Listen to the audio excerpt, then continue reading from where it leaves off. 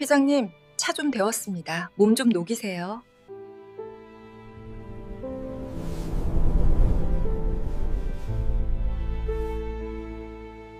서울의 밤이 깊게 내려앉은 시각, 평창동 언덕 위에 자리한 강태준 회장의 저택은 마치 거대한 요새처럼 침묵 속에 잠겨 있습니다. 거실을 채우는 것은 고풍스러운 괴종시계의 규칙적인 태엽 소리와 켜져 있지만 소리를 낮춘 대형 텔레비전에서 흘러나오는 희미한 뉴스 앵커의 목소리뿐입니다. 넓은 거실 중앙 가죽 소파에 파묻히듯 앉아있는 강태준의 등은 거대했지만 어딘가 모르게 위태로워 보입니다. 그는 서류 뭉치를 무릎 위에 올려둔 채 미간을 찌푸리고 있었으나 시선은 글자에 닿지 못하고 허공을 맴놉니다.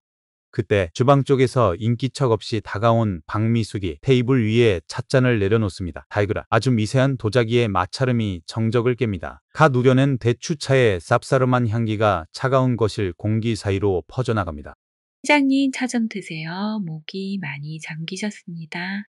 미숙의 목소리는 낮고 차분합니다. 태주는 그제야 퍼뜩 정신을 차린 듯 고개를 돌려 그녀를 바라봅니다. 그의 눈 밑에는 짙은 검버섯과 피로의 그늘이 드리워져 있습니다. 태주는 대답 대신 찻잔을 향해 손을 뻗습니다. 그러나 그 짧은 순간 관찰자의 눈에 포착된 것은 그의 손끝에서 일어나는 미세한 떨림입니다. 찻잔을 쥐려는 그의 손가락이 제멋대로 경련하고 있습니다. 태주는 황급히 다른 한 손으로 손목을 감싸지며 그 떨림을 감추려 했습니다. 그는 곁에 서 있는 미숙이 그 모습을 보지 못했기를 바라는 듯 했으나 미숙의 시선은 이미 그 떨림을 놓치지 않고 있습니다. 하지만 그녀는 모른 척 시선을 테이블 위에 어지러운 서류들로 자연스럽게 옮깁니다. 책상이 많이 어지럽습니다. 조금 정리해 드릴까요? 미숙은 태준의 대답을 기다리지 않고 조심스레 서류들을 추리기 시작합니다. 그녀의 손길은 능숙했으나 그 움직임에는 묘한 긴장감이 서려 있습니다. 재단 설립 허가서, 요양병원 부지 매입 계약서, 그리고 후원금 내역서들이 그녀의 손끝을 스쳐 지나갑니다. 그러다 미숙의 손이 멈칫합니다. 두꺼운 회계 장구 아래 삐져나온 낡은 신문 스크랩 한 장, 누렇게 바랜 종이 위에는 굵은 헤드라인이 박혀 있습니다. 미숙의 눈동자가 순간적으로 커졌다가 급격히 가라앉습니다. 그녀의 호흡이 아주 잠시 멈춘 듯합니다. 15년 전의 그 날짜, 그리고 그 병원의 이름. 그녀는 그 종이를 쥔 손에 무의식적으로 힘을 주었다가 태준이 눈치채지 못하게 얼른 다른 서류 밑으로 밀어 넣습니다. 그 짧은 찰나, 그녀의 얼굴에 스쳐 지나간 것은 단순한 가정부의 호기심이 아니었습니다. 그것은 오래된 슬픔, 그리고 날선 징후가 뒤섞인 복합적인 감정의 소용돌이입니다. 그녀는 이 집에 돈을 벌러 온 것이 아니었습니다. 그 눈빛은 명백히 무언가를 찾고 있는 자의 것입니다. 태주는 차를 한 모금 마시고는 깊은 한숨을 내쉽니다. 따뜻한 기운이 몸에 들어갔음에도 그의 표정은 여전히 얼음장 같습니다. 태준의 목소리에는 신경질적인 날이 서 있습니다. 그는 자신의 약한 모습을, 그리고 자신의 치부가 담긴 서류들을 타인에게 보이는 것을 극도로 꺼리는 듯합니다. 그는 리모컨을 들어 뉴스 볼륨을 조금 높입니다. 화면 속 앵커는 건조한 목소리로 속보를 전하고 있습니다. 최근 대형 복지 재단들의 기부금 유용 의혹이 제기되면서 보건복지부가 전수조사에 착수했습니다. 특히 과거 요양시설 운영과 관련된 비리 의혹이 다시 수면 위로. 뉴스를 듣는 태준의 인매가 굳어집니다. 그는 찻잔을 테이블에 거칠게 내려놓습니다. 찬물이 튀어 흰색 테이블보에 갈색 얼룩을 남깁니다. 그 얼룩은 마치 지워지지 않는 과거의 죄처럼 서서히 천으로 번져나갑니다. 시끄러워, 꺼버려. 태준의 명령에 미숙은 묵묵히 리모컨을 집어듭니다. TV 화면이 검게 꺼지며 거실은 다시 무거운 어둠에 잠깁니다. 하지만 그 어둠 속에서 두 사람의 시선이 허공에서 얽힙니다. 태준은 미숙을 올려다봅니다. 겉으로는 순종, 적인 가정부의 얼굴을 하고 있지만 어딘가 속을 알 수 없는 깊은 눈동자. 태준은 문득 그녀가 낯설게 느껴집니다. 자네, 예전에도 요양병원 쪽에 있었나? 태준이 툭 던진 질문은 의도치 않은 예리함을 담고 있습니다. 미숙은 찻잔을 쟁반에 올리며 조금도 흔들림 없는 목소리로 대답합니다. 회장님 병원 근처는 가본 적도 없습니다.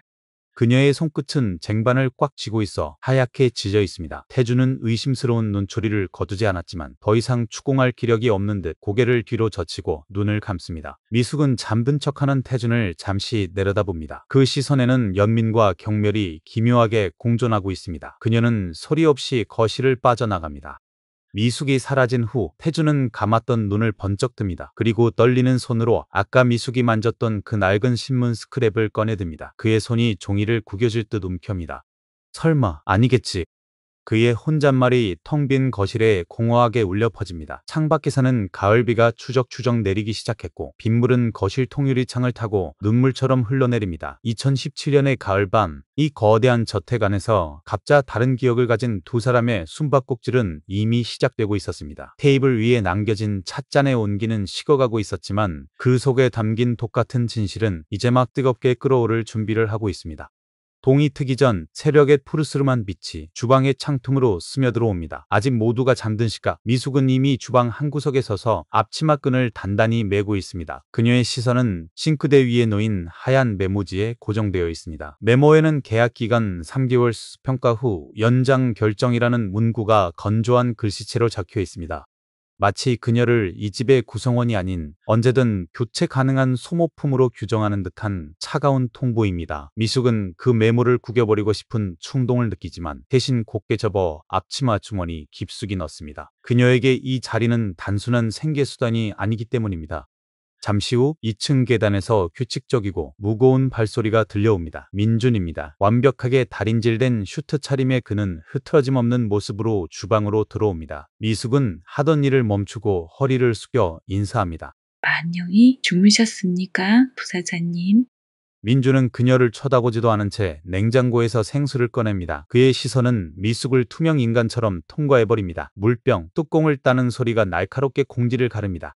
새 사람인가요? 교육은 제대로 받은 건지 모르겠군요. 아버지가 냄새에 민감하시니 음식할 때 환기 신경 쓰세요.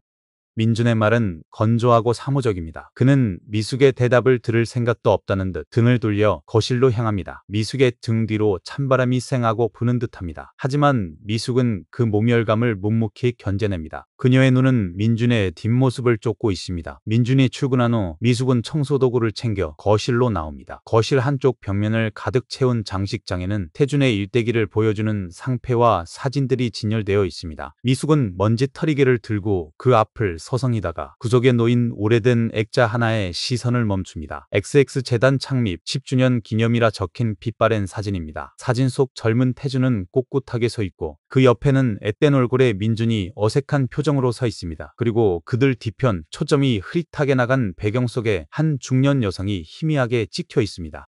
미숙의 손이 떨리며 유리액자 위를 더듬습니다. 그 흐릿한 여성을 어루만지는 그녀의 손길은 마치 오래된 유령을 위로하는 듯합니다. 언니, 여기 있었어? 정말 여기에?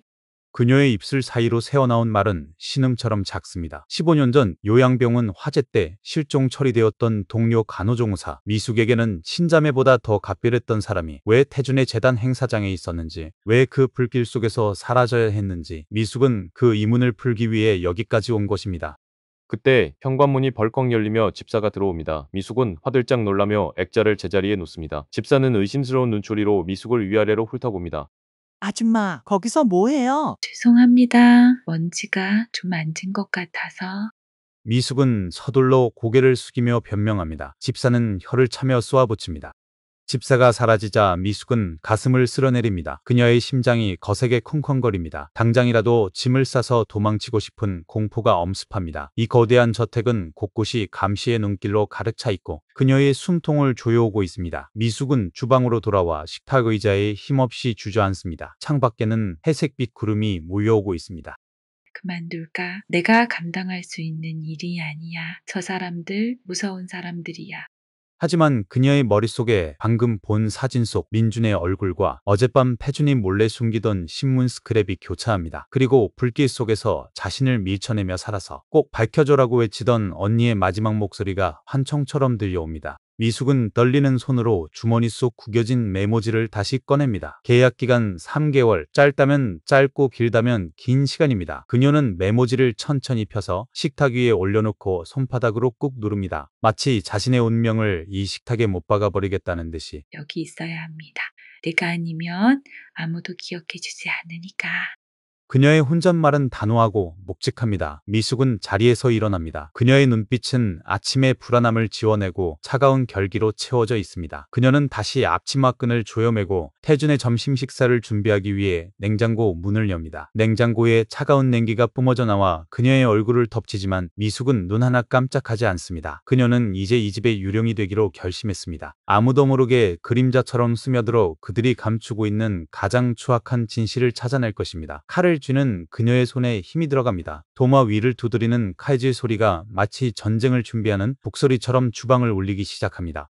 해가 저물고 저택에 다시 어둠이 찾아오자 집안의 공기는 한층 더 무거워집니다. 민주는 퇴근 후 자신의 방으로 곧장 들어가지 않고 아버지 태준의 서재 앞을 서성입니다. 그의 손에는 재단 이사의 안건이 담긴 두툼한 결제 파일이 들려 있습니다. 문 안쪽에서는 간헐적으로 태준의 마른 기침 소리가 새어나옵니다. 쿨럭쿨럭 기침 소리는 쇠를 긁는 듯 날카롭고 고통스럽습니다. 민주는 문고리를 잡으려다 멈칫합니다. 안에서 미숙의 목소리가 들려왔기 때문입니다. 회장님, 약 드실 시간입니다. 오늘은 식사도 거의 못하셨지 않습니까? 됐어. 입맛 없다니까. 약도 지긋지긋해. 태준의 짜증 섞인 투정에 미숙은 물러서지 않고 나직하게 타이릅니다. 그래도 드셔야 합니다. 내일 재단 감사회의 있지 않습니까? 저 사람들 앞에서 빈틈 보이시면 안 됩니다. 그 말에 기침 소리가 잦아들고 잠시 침묵이 흐릅니다. 민주는 문 밖에서 입술을 깨뭅니다. 재단 감사, 아버지가 가장 예민해하는 부분을 미숙이 건드리고 있습니다. 그런데 이상하게도 태준은 화를 내지 않습니다. 잠시 후 달그락거리는 물컵 소리와 함께 태준이 약을 삼키는 소리가 들립니다. 민준의 미간이 찌푸려집니다. 자신조차 설득하기 힘든 고집불통, 아버지를 온 지 며칠 되지 않은 가정부가 묘하게 다루고 있다는 사실이 거슬립니다. 그는 노크 없이 문을 벌컥 엽니다.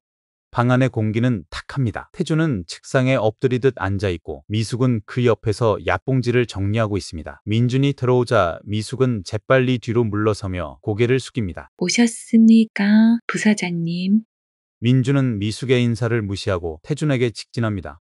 아버지, 이번 감사 자료 검토하셨습니까? 재무팀에서 보낸 수정안입니다. 태준은 민준을 쳐다보지도 않고 손을 휘젓습니다. 나중에 봐. 지금 머리가 깨질 것 같으니까. 내일 오전 회의입니다. 지금 결정 안 하시면. 내가 알아서 한다고 했잖아. 나가봐.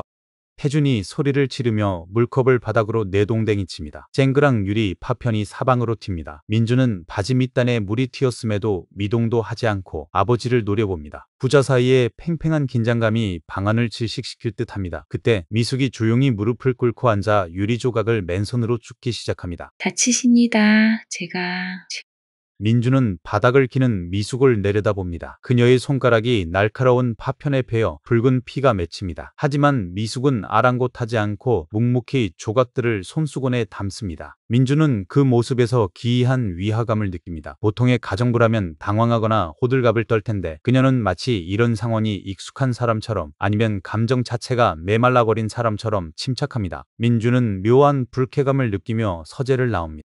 잠시 후 저녁 식사 시간, 넓은 다이닝 룸의 긴 식탁에는 태준과 민준 단둘만이 앉아 있습니다. 식탁 위에는 미숙이 정성껏 차린 한식 코스 요리가 놓여 있습니다. 하지만 식기 부딪히는 소리조차 들리지 않을 만큼 정적만이 감놉니다. 미숙은 그림자처럼 식탁 옆에 서서 그들의 식사를 시중듭니다. 민준은 일부러 물컵을 탁 소리나게 내려놓으며 미숙의 반응을 살핍니다. 쿡이 짜군요. 입맛 없으신 분한테 이런 걸 드시라고 내온 겁니까? 사실 쿡은 전혀 짜지 않았습니다. 민준의 명백한 시비입니다. 태준은 숟가락을 든 채 미숙을 힐끗 봅니다. 미숙은 당황하지 않고 즉시 허리를 숙입니다. 죄송합니다. 다시 끓여오겠습니다. 입맛에 맞게 간을 조절하겠습니다.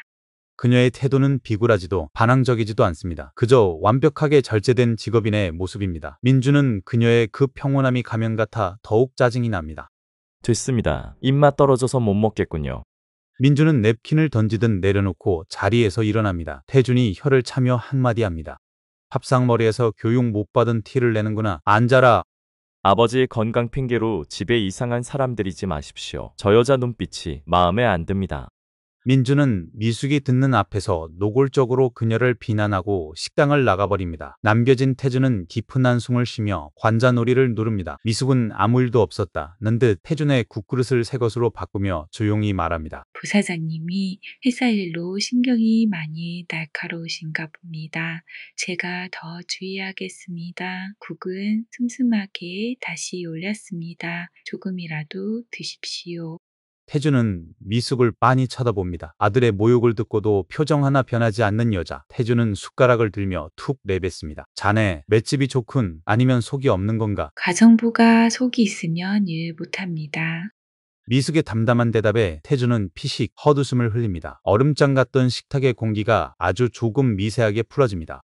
그 시각 2층 복도 난간에서 민준이 아래층 다이닝룸을 내려다보고 있습니다. 식사를 다시 시작하는 아버지와 그 곁을 지키는 미숙. 민준의 눈이 가늘어집니다. 아버지가 누군가에게 저렇게 편안하게 밥을 먹는 모습을 본 지가 언제였던가. 어머니가 돌아가신 후 처음인 것 같습니다. 민준은 질투인지 의심인지 모를 복잡한 감정에 휩싸입니다.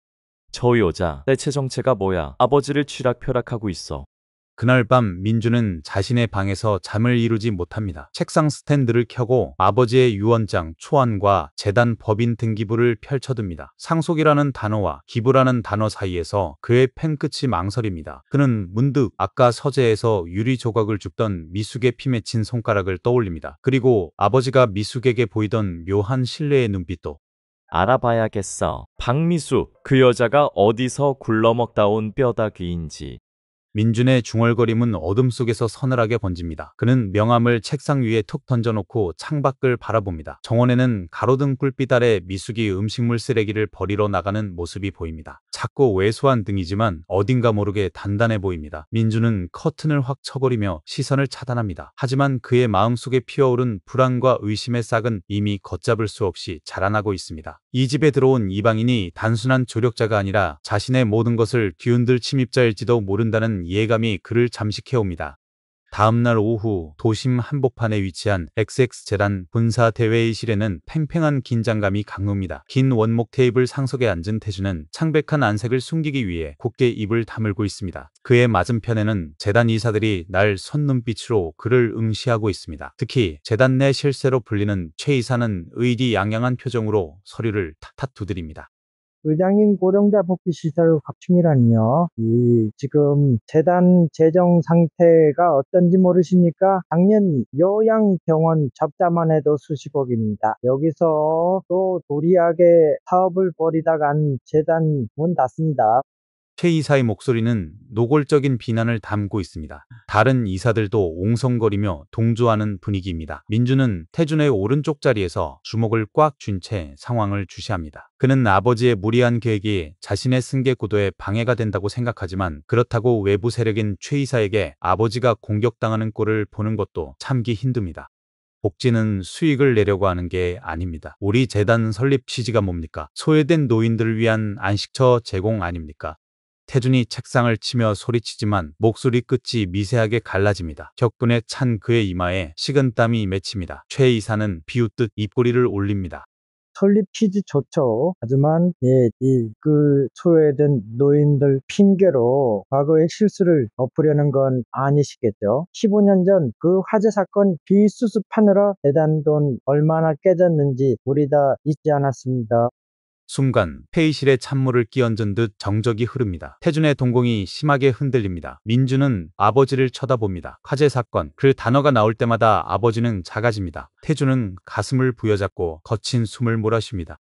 회의는 태준의 건강 악화를 핑계로 황급히 마무리됩니다. 민주는 아버지를 부축해 나가면서 뒤에서 최 이사가 누군가에게 전화를 거는 소리를 듣습니다. 그 집 가정부 말이야. 병력금 제대로 해봐. 회장 상태가 생각보다 안 좋아. 이번 기회에 확실히 털어야지.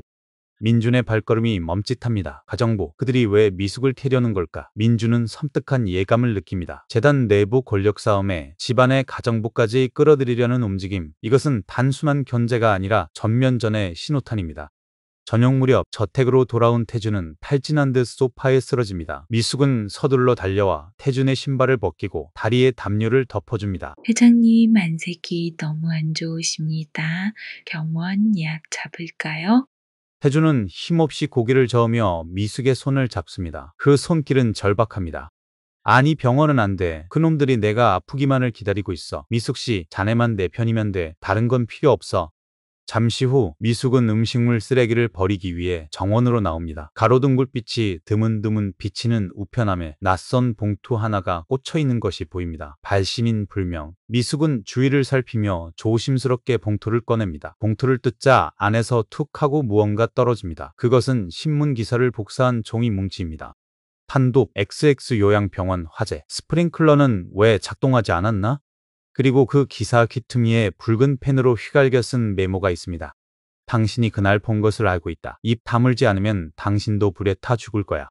미숙의 손이 사시나무 떨듯 떨립니다. 협박 편지입니다. 그녀의 과거를 알고 있는 누군가가 그녀가 이 집에 들어온 것을 눈치채고 경고를 보낸 것입니다. 그녀는 입을 틀어막고 주저앉을 뻔합니다. 15년 전에 그 매캐한 연기 냄새가 다시 코끝을 찌르는 듯합니다.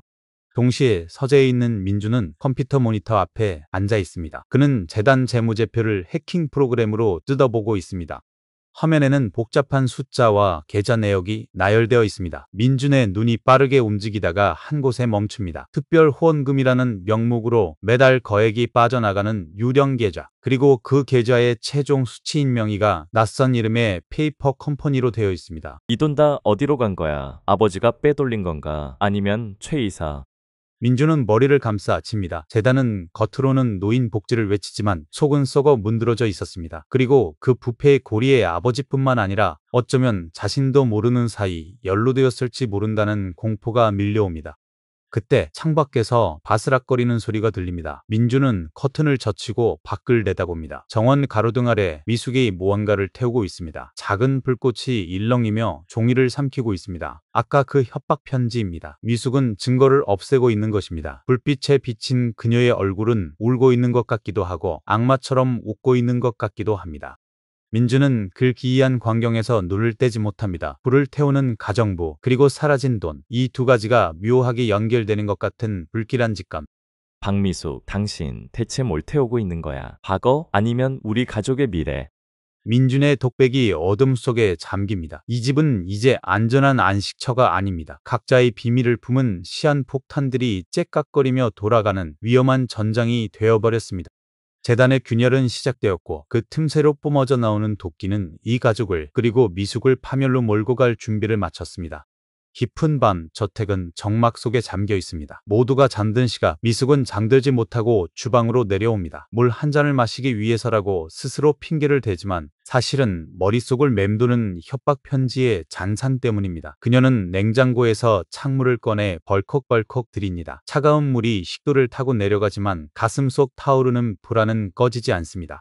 그때 2층 복도 쪽에서 미세한 발소리가 들립니다. 미숙은 숨을 죽이고 주방 문틈으로 밖을 내다봅니다. 어둠 속에서 태준이 비틀거리는 걸음으로 자신의 서재 쪽으로 걸어가고 있습니다. 그는 잠옷 차림의 맨발입니다. 몽유병 환자처럼 위태로워 보입니다. 미숙은 그를 부축하려다가 멈춥니다. 태준이 서재문 앞에서 멈춰서더니 문을 열지 못하고 그 자리에 주저앉아 버렸기 때문입니다.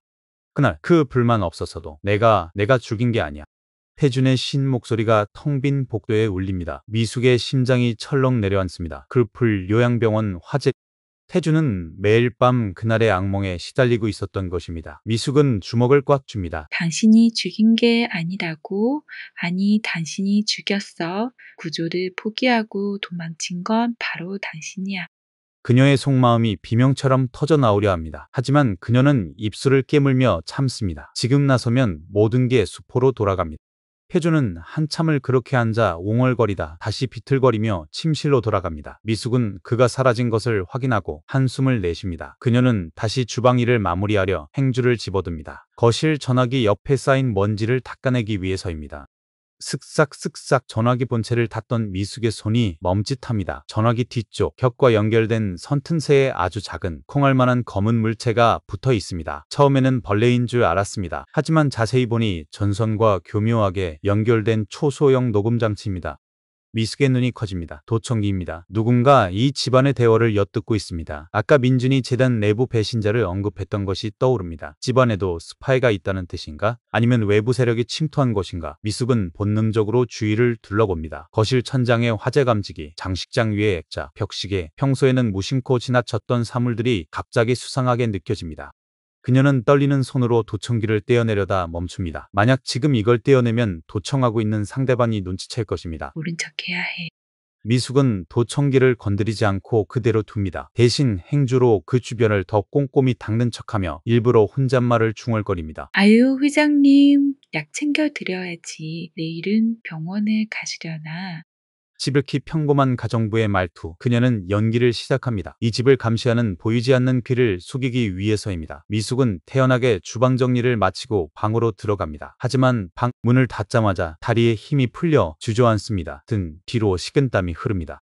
다음 날 아침 민주는 평소보다 일찍 출근 준비를 합니다. 그는 밤새 한숨도 자지 못한 듯 눈이 퀭합니다. 그는 휴대폰으로 누군가와 통화하며 현관을 나섭니다. 김 실장, 확실해? 아버지가 지시한 게 아니라고? 그럼 그 서류 조작한 놈이 누구야? 재무팀장. 뒷조사 다시 해. 그리고 집 안보안 업체 오늘 당장 바꿔. 민준 역시 무언가 감지했습니다. 집안의 정보가 새어나가고 있다는 것을. 그는 통화를 마치고 차에 오르려다 정원에서 화초에 물을 주고 있는 미숙과 눈이 마주칩니다. 민준은 잠시 그녀를 노려보다가 차에 탑승합니다. 미숙은 민준의 차가 멀어지는 것을 보고 안도의 한숨을 쉽니다. 하지만 그 안도감은 오래가지 않습니다. 그녀는 물뿌리개를 들고 거실로 들어와 어제 발견한 도청기가 있는 전화기 쪽을 곁눈질로 확인합니다. 여전히 그 자리에 있습니다. 그때 집사가 다가옵니다. 아줌마! 오늘 보안업체 사람들이 와서 점검한다고 하니까 방해되지 않게 비켜 있어요! 미숙은 고개를 끄덕입니다. 보안 점검이라 민준이 손을 쓴 것입니다. 만약 보안업체가 도청기를 발견한다면 그리고 그 도청기를 설치한 범인으로 자신을 지목한다면 미숙은 불안해집니다. 그녀는 보안업체가 오기 전에 자신이 먼저 선수를 쳐야 할지 아니면 끝까지 모른 척해야 할지 고민에 빠집니다. 오후가 되자 보안업체 직원들이 들이닥칩니다. 그들은 전문 장비를 들고 집안 구석구석을 스캔하기 시작합니다. 삐 기계음이 거실을 울립니다. 미숙은 주방 구석에서 그들의 동선을 예의주시합니다. 직원 한 명이 전화기 쪽으로 다가갑니다. 미숙의 심장박동이 빨라집니다. 팀장님, 여기 신호 잡힙니다.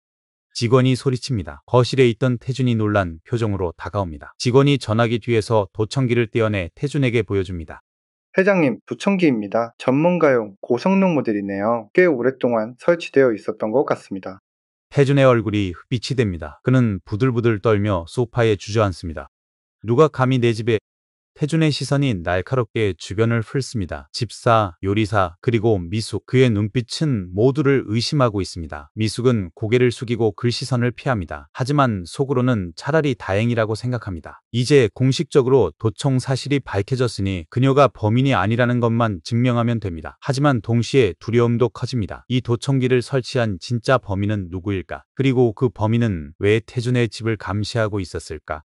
그날 밤 민준이 귀가하여 도청기 발견 소식을 듣습니다. 그는 도청기를 손바닥에 올려놓고 한참을 들여다봅니다. 그리고 나지막이 중얼거립니다. 이거 재단 이사들이 쓴다는 그 업체 물건인데.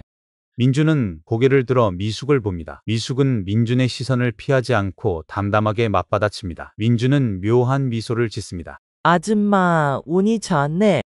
저는 떳떳합니다, 부사장님. 글쎄, 떳떳한 사람이 왜 밤마다 거실을 서성거릴까? 어젯밤 당신이 전화기 닦는 거 CCTV로 다 봤어. 도청기 알고 있었지. 그런데 왜 말 안 했어? 민준의 예리한 지적에 미숙의 등골이 오싹해집니다. 민준은 이미 그녀의 행동을 감시하고 있었던 것입니다. 미숙은 침을 삼키며 대답합니다. 건드리면 범인이 눈치챌까봐 그랬습니다. 솔직함과 거짓이 섞인 대답. 민준은 잠시 침묵하다가 도청기를 주머니에 넣습니다. 현명한 건지 효활한 건지 두고 보면 알겠지. 민준은 방으로 올라갑니다. 미숙은 다리가 풀려 식탁 의자를 잡습니다. 이 집은 거대한 거미줄입니다. 도청기, CCTV, 그리고 서로를 감시하는 시선들. 미숙은 자신이 그 거미줄에 이미 단단히 걸려들었음을 깨닫습니다. 이제 빠져나갈 방법은 없습니다. 거미줄의 중심, 그 진실을 향해 더 깊이 들어가는 수밖에. 그녀는 떨리는 손을 맞잡고 다시 한번 각오를 다집니다. 15년 전의 진실을 밝히기 전까지는 절대 이 거미줄에서 죽지 않겠다고. 다음날 아침 저택의 공기는 한층 더 서늘해져 있습니다. 도청기 사건 이후 태주는 방에서 두문불출하고 집사들은 서로 눈치를 보며 발소리조차 죽이고 있습니다. 민주는 출근 준비를 마친 후 거실에서 청소기를 돌리고 있는 미숙을 부릅니다. 박미숙 씨, 잠깐 내 방으로 오세요. 미숙은 청소기를 끄고 옷매무새를 다듬은 뒤 민준을 따라 2층으로 올라갑니다. 민준의 방은 모델하우스처럼 깔끔하고 차갑습니다. 책상 위에는 두툼한 서류 봉투 하나가 놓여 있습니다. 민준은 턱으로 봉투를 가리킵니다. 이거 아버지 서재 책상 서랍에 넣어두세요. 지금 바로. 미숙은 봉투를 집어듭니다. 묵직합니다. 봉투 겉면에는 XX재단 비자금 내역 대외비라고 적혀 있지 않습니다. 아무것도 적혀 있지 않은 누런 봉투입니다. 하지만 미숙은 직감합니다. 이것이 민준이 자신을 시험하기 위해 던진 미끼라는 것을. 알겠습니다. 부사장님, 봐야 해. 이게 결정적 증거라면. 하지만 그녀는 곧 고개를 젓습니다. 민준이 이 상황을 지켜보고 있지 않더라도 봉투 안에 머리카락이나 표시를 해두었을 가능성이 높습니다. 그녀는 호기심을 억누르고 곧장 태준의 서재로 들어갑니다. 서재 안은 태준의 양냄새가 배어 있습니다. 미숙은 책상 서답을 열고 봉투를 가장 윗칸에 반듯하게 넣어둡니다. 그리고 한치의 망설임도 없이 서재를 나옵니다. 문 밖에서 인기척이 느껴집니다. 민준이 서 있습니다. 제 물건이 아닌 것에 관심 두지 않습니다. 그게 이 집에서 오래 일하는 방법이라고 배웠습니다. 미숙의 대답은 교과서적입니다. 민준은 피식 웃습니다. 현명하군요. 아니면 겁이 많은 건가? 아무튼 잘했습니다. 민준은 미숙을 지나쳐 계단을 내려갑니다. 미숙은 그제야 참았던 숨을 몰아쉽니다. 등 뒤가 축축하게 젖어 있습니다. 그녀는 방금 벼랑 끝에서 줄타기를 한 기분입니다. 점심시간 태주는 여전히 식사를 거부하고 방에 틀어박혀 있습니다. 민주는 회사 점심 약속을 취소하고 집으로 돌아옵니다. 이례적인 일입니다. 식탁에는 미숙이 차린 점심상이 놓여 있습니다. 민주는 넥타이를 느슨하게 풀며 식탁에 앉습니다. 앉으세요. 같이 먹죠? 민준의 제안에 미숙은 깜짝 놀랍니다. 명령입니다. 앉으세요. 물어볼 것도 있고. 미숙은 어쩔 수 없이 민준의 맞은편 식탁 끝자리에 조심스레 앉습니다. 그녀의 밥그릇은 없습니다. 민준은 자신의 국을 한 숟가락 뜨며 툭 던지듯 말합니다. 우리 재단 피해본 사람들 많다던데요. 아줌마도 그런 소문 들어봤으니까. 미숙의 숟가락질이 멈춥니다. 민준의 시선은 국그릇에 고정되어 있지만 신경은 온통 미숙에게 쏠려 있습니다. 이것은 두 번째 시험입니다. 글쎄요, 저는 뉴스에서 잠깐 본 것 같습니다. 요양원 화재 사건 말씀이시니까?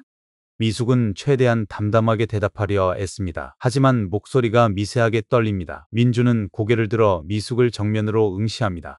네, 그거요. 15년 전 일인데 아직도 시끄럽더군요. 그때 죽은 사람들 보상금 제대로 못 받았다는 얘기도 있고. 아줌마 생각은 어떻습니까? 재단이 잘못한 겁니까? 미숙은 입술이 바짝바짝 마릅니다. 눈앞의 남자는 가해자의 아들입니다. 그리고 피해자의 동료인 자신에게 심판관의 역할을 묻고 있습니다.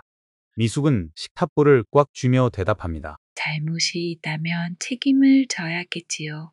하지만 죽은 사람은 말이여보, 산 사람은 살아야 하니까요. 미숙의 대답은 모호합니다. 하지만 그 속에 뼈가 있습니다. 산 사람은 살아야 하니까. 이것은 재단을 옹호하는 말이 아니라 살아남은 자들의 고통을 억누르는 말입니다. 민주는 그 미묘한 뉘앙스를 감지합니다. 그는 숟가락을 내려놓고 미숙을 빤히 쳐다봅니다. 재미있는 대답이네요. 산 사람은 살아야 한다. 그래서 아줌마도 억척같이 사는 겁니까? 과거 따위는 있고. 민준의 눈빛이 날카롭게 빛납니다. 그는 이미 미숙의 과거를 어느 정도 짐작하고 있는 것일까요? 아니면 그저 찔러보는 것일까요? 미숙은 시선을 피하지 않고 민준을 마주봅니다. 문제입니다. 과거를 잊는 게 아니라 현재를 견디는 겁니다. 부사장님. 이번에는 민준이 당황합니다. 그녀가 자신을 꿰뚫어 보고 있다는 느낌. 민준 역시 과거의 트라우마, 어머니의 죽음과 아버지와의 불화 속에서 현재를 견디고 있는 사람이기 때문입니다. 두 사람 사이에 기묘한 공감류가 흐릅니다. 적대감과 연민이 뒤섞인 복잡한 기류입니다. 민준은 헛웃음을 지으며 자리에서 일어납니다. 밥맛 떨어지게 하는 재주가 있으시네. 민주는 서재로 향합니다. 미숙은 빈 식탁에 홀로 남아 민준이 남긴 말들을 곱씹습니다. 산 사람은 살아야 한다. 그녀가 방금 내뱉은 말이지만 그것은 스스로에게 하는 다짐이기도 합니다. 미숙은 모니터를 어루만집니다. 너도 거기 있었구나. 너도 봤구나. 그녀는 민준이 단순한 가해자의 가족이 아님을 깨닫습니다. 그 역시 그날의 참상을 목격한 또 다른 피해자일지도 모른다는 생각. 미숙의 마음속에 민준에 대한 경계심 한편으로 작은 연민이 싹니다. 하지만 그녀는 곧 고개를 쳤습니다. 연민은 사치입니다. 그녀는 진실을 밝혀야 합니다. 설령 그 진실이 민준을 다치게 할지라도. 미숙은 노트북을 덮고 일어섭니다. 그녀의 눈빛이 다시 차갑게 가라앉습니다. 민준의 시험은 끝났지만 진짜 싸움은 이제부터입니다. 그녀는 민준이 아까 말했던 현명함과 교활함 사이에서 줄타기를 계속해야 합니다. 이 집에 그녀를 파고들어 그들이 감추고 있는 가장 깊은 비밀을 꺼내기 위해서 미숙은 주방으로 나가 저녁 준비를 시작합니다. 칼질 소리가 다시 한번 저택의 정적을 깨트립니다. 자정이 넘은 시각, 저택은 죽은 듯이 고요하지만 그 안의 사람들은 각기 다른 지옥을 헤매고 있습니다. 카메라는 1층 태준의 침실, 2층 민준의 침실, 그리고 주방 옆 미숙의 작은 방을 번갈아 비춥니다. 세 사람 모두 잠들어 있지만 평온한 잠이 아닙니다. 식은땀에 젖은 얼굴, 일그러진 미간, 거친 호흡, 그들은 약속이라도 한 듯 같은 시간, 같은 장소에 꿈을 꾸고 있습니다. 먼저 태준의 꿈속입니다. 15년 전 요양병원의 긴 복도입니다. 화재 경고음이 찢어질 듯 울리고 매캐한 연기가 시야를 가립니다. 태준은 젊은 시절의 모습입니다. 그는 손수건으로 입을 막고 필사적으로 출구를 찾고 있습니다. 그때 누군가 그의 바짓단을 잡습니다. 휠체어에 탄 노인입니다. 살려줘. 나 좀 데려가. 노인의 손아귀 힘이 엄청납니다. 태준은 공포에 질려 그 손을 뿌리칩니다. 노인은 휠체어와 함께 뒤로 넘어지고 불길이 그를 덮칩니다. 태준은 뒤도 돌아보지 않고 도망칩니다. 비상구 문을 열고 밖으로 나오자 차가운 밤 공기가 그를 맞이합니다. 그는 살았다는 안도감과 함께 극심한 자기 혐오에 휩싸여 주저앉습니다. 현실의 태준이 비명을 지르며 깨어납니다. 우와, 아니야, 내가 아니야. 그는 땀으로 흥건한 침대 시트를 부여잡고 거칠게 숨을 몰아쉽니다. 심장이 터질 듯 듭니다. 혁심증 약을 찾으려 더듬거리지만 손이 너무 떨려 약통을 바닥에 쏟습니다. 하얀 알약들이 카펫 위로 흩어집니다. 태주는 그 알약들을 죽지도 못하고 웅크려 옵니다. 죄책감이라는 불길은 15년이 지나도 꺼지지 않고 매일 밤 그를 태우고 있습니다. 다음은 미숙의 꿈입니다. 그녀는 간호조무사 유니폼을 입고 있습니다. 병실 안은 아비규환입니다. 그녀는 환자들을 대피시키려 안간힘을 씁니다. 하지만 연기가 너무 독해 앞이 보이지 않습니다. 미숙아, 동료의 목소리가 들립니다. 미숙은 소리 나는 쪽으로 기어갑니다. 무너진 천장 잔해 아래 동료가 깔려 있습니다. 언니, 조금만 기다려. 내가 구해줄게. 미숙은 맨손으로 뜨거운 콘크리트 조각을 치우려 하지만 역부족입니다. 동료는 피를 토하며 미숙을 밀어냅니다. 가 너라도 살아가서 이 억울한 거 다 밝혀줘. 미숙은 울부짖으며 끌려나갑니다. 소방관의 손에 의해 강제로 구조되는 순간 그녀는 동료의 눈과 마주칩니다. 원망인지 부탁인지 모를 그 마지막 눈빛. 미숙도 헐떡이며 눈을 뜹니다. 좁은 방, 천장이 낯설게 느껴집니다. 그녀는 자신의 손을 내려다봅니다. 꿈속의 열기가 아직 남아있는데 손바닥이 화끈거립니다. 그녀는 베개에 얼굴을 묻고 소리 없는 오열을 토해냅니다. 미안해, 언니. 너무 늦게 왔어. 하지만 약속 지킬게. 마지막으로 민준의 꿈입니다. 그는 중학생 교복을 입고 있습니다. 병원 앞마당입니다. 건물은 거대한 화염에 휩싸여 있고 검은 연기 기둥이 하늘을 찌릅니다. 주변은 사이렌 소리와 사람들의 비명으로 가득 찹니다. 어린 민준은 그 혼란 속에 멍하니 서 있습니다. 그의 시선은 불타는 건물이 아니라 비상구 쪽으로 뛰쳐나오는 한 남자를 향해 있습니다. 아버지 태준입니다. 아버지는 혼자였습니다. 누구도 구하지 않고 혼자 살아서 나오는 아버지. 어린 민준의 눈에 비친 아버지는 영웅이 아니라 비겁한 도망자였습니다. 그 순간 민준의 세상이 무너져 내렸습니다. 존경했던 아버지가 경멸의 대상으로 바뀌는 순간 민준은 신음소리를 내며 깨어납니다. 그는 침대 헤드에 기대어 땀을 닦습니다. 이 꿈은 지독하게도 선명합니다. 그는 침대 옆 협탁 서랍을 엽니다. 그 안에는 낡은 상자가 있습니다. 상자 속에는 그날 병원에서 주운 타담한 요양원 안내, 책자와 어린이 환자가 그린 그림 한 장이 들어있습니다. 그림 속에는 웃고 있는 할머니와 간호사의 모습이 서툰 솜씨로 그려져 있습니다. 하지만 그 그림의 가장자리는 불에 타 검게 그을려 있습니다. 민준은 그 그림을 만지작거립니다. 아버지, 당신은 그때 죽었어야 했어. 아니, 나도 같이 죽었어야 했나. 민준의 독백은 서늘합니다. 그는 자신이 아버지와 같은 피가 흐른다는 사실이 끔찍하게 싫습니다. 동시에 아버지가 짊어진 죄의 무게를 자신이 나눠주고 있다는 사실에 짓눌립니다. 그날 아침 세 사람은 식탁에 모입니다. 모두 밤새 악몽에 시달려 안색이 창백합니다. 하지만 누구도 잘 잤냐는 인사를 건네지 않습니다. 그저 묵묵히 숟가락만 들 뿐입니다. 태주는 국을 한 모금 마시다 말고 헛구역질을 합니다. 미숙이 황급히 물을 건넵니다. 회장님, 괜찮으십니까? 태주는 물을 마시며 미숙을 올려다봅니다. 그의 눈이 충혈되어 있습니다. 자네 꿈꾸나 아주 지독한 악몽 같은 거. 태준의 뜬금없는 질문에 미숙의 손이 멈칫합니다. 민준도 숟가락을 멈추고 아버지를 쳐다봅니다. 식탁 위에 묘한 긴장감이 감놉니다. 네, 가땜 끕니다. 미숙의 대답에 태준의 눈동자가 흔들립니다. 민준은 날카롭게 미숙을 쏘아봅니다. 불이라 아줌마도 전생에 죄를 많이 지었나 봅니다. 민준의 비꼬는 말투. 하지만 그 말은 자신과 아버지에게 던지는 비수이기도 합니다. 미숙은 담담하게 받아칩니다. 지은 사람만 꿈꾸는 건 아니죠. 억울한 사람도 꿈에 나옵니다. 살려달라고. 미숙의 말이 태준의 가슴을 정통으로 찌릅니다. 태준은 숟가락을 떨어뜨립니다. 쨍그랑 요란한 소리가 정적을 깹니다. 태준은 벌떡 일어나 식당을 나가버립니다. 민준은 그런 아버지의 뒷모습을 싸늘하게 바라보다가 미숙에게 시선을 돌립니다. 말 조심하세요. 아버지가 예민하신 거 알면서.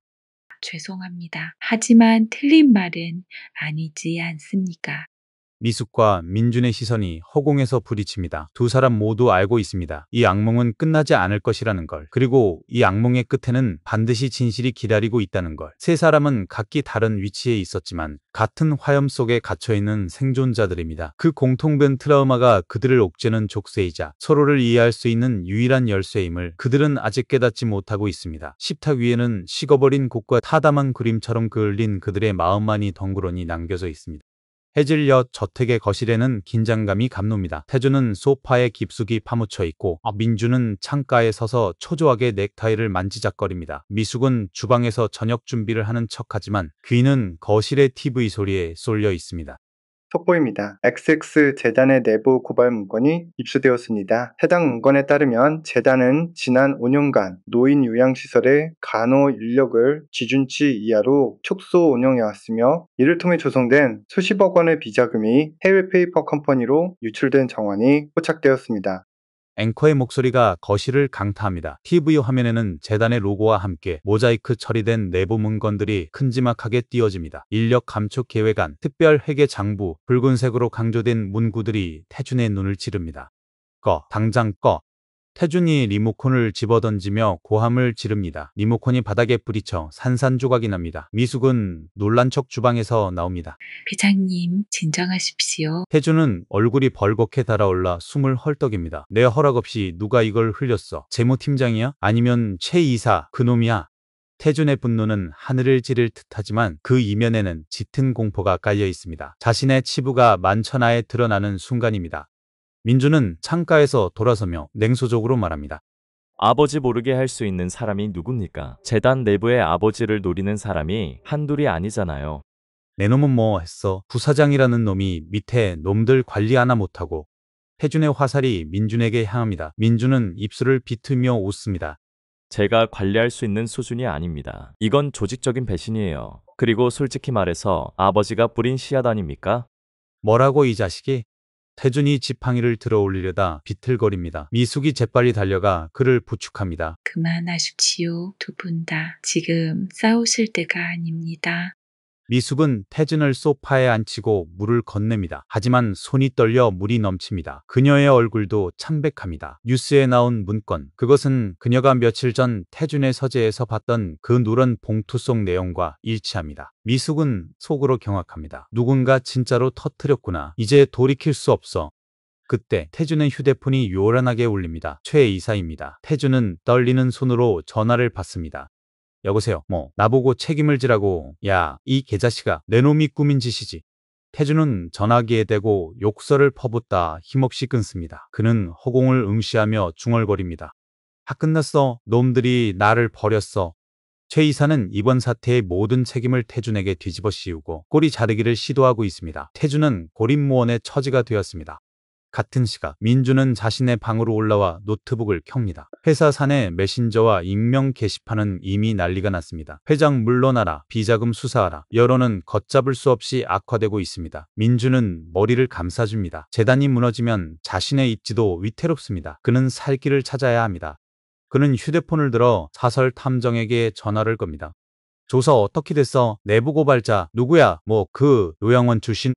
민준의 눈이 커집니다. 탐정의 말에 따르면 이사회 쪽에서 고발자로 의심하고 있는 인물 중 하나가 과거 화재가 났던 그 요양원 출신이라는 것입니다. 그리고 그 인물의 인상착의가.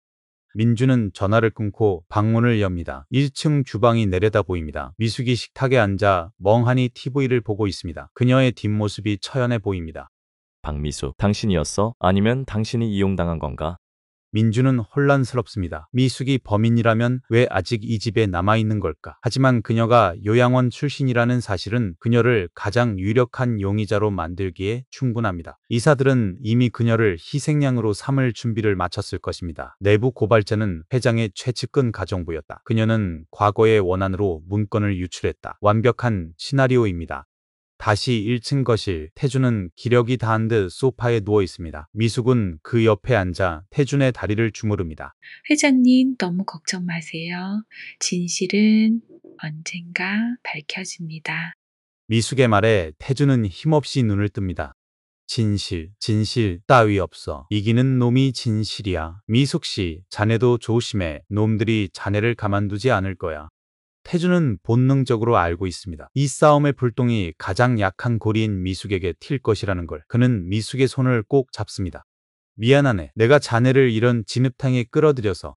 미숙은 태준의 사과에 가슴이 옥신거립니다. 이 남자는 가해자이면서 동시에 피해자입니다. 권력의 정점에 있었지만 결국 그 권력에 의해 잡아먹히고 있는 늙은 사자. 미숙은 태준을 미워해야 마땅하지만 지금 이 순간만큼은 그에게 연민을 느낍니다. 아닙니다. 저는 괜찮습니다. 미숙은 태준의 손을 놓지 않습니다. 그녀는 결심합니다. 자신이 희생양이 되더라도 이 재단의 추악한 실체를 끝까지 파헤치겠다고. 그리고 태준이 감추고 있는 마지막 진실, 그날 화재의 진짜 원인까지 밝혀내겠다고. 밤이 깊어가지만 저택의 불은 꺼지지 않습니다. 밖에는 기자들이 진을 치기 시작했고 카메라 플래시가 번쩍거립니다. 저택은 이제 세상으로부터 고립된 섬이 되었습니다. 그리고 그 섬 안에서 세 사람은 각자의 운명을 건 마지막 승부를 준비하고 있습니다. 태준은 명예를, 민주는 미래를, 미숙은 진실을 지키기 위해. 폭풍 전야의 고요함이 저택을 무겁게 짓누릅니다. 다음날 아침 저택을 둘러싼 공기는 폭풍우 직전처럼 무겁고 습합니다. 밤새 터진 플래시 세례는 잦아들었지만 대문 밖에는 여전히 진을 친 기자들의 웅성거림이 들려옵니다. 민주는 아침 일찍 태준의 서재로 미숙을 호출합니다. 서재 안은 커튼이 쳐져 있어 어둡고 태준은 휠체어에 앉아 창밖을 등지고 있습니다. 민주는 책상 앞에 서서 팔짱을 낀 채 미숙이 들어오기를 기다립니다. 미숙이 들어오자 민주는 다짜고짜 서류 한 장을 책상 위로 던집니다. 설명해 보시죠. 미숙이 서류를 봅니다. 내부, 감사보고서, 복사기 사용 로그, 특정 날짜, 특정 시간에 누군가 태준의 서재에 있는 복사기를 사용하여 문제의 비자금 문건을 복사했다는 기록입니다. 그리고 그 시간은 태준이 병원 검진을 가고 민준이 회사에 있던 시간, 집안에는 미숙과 집사들 뿐이었습니다.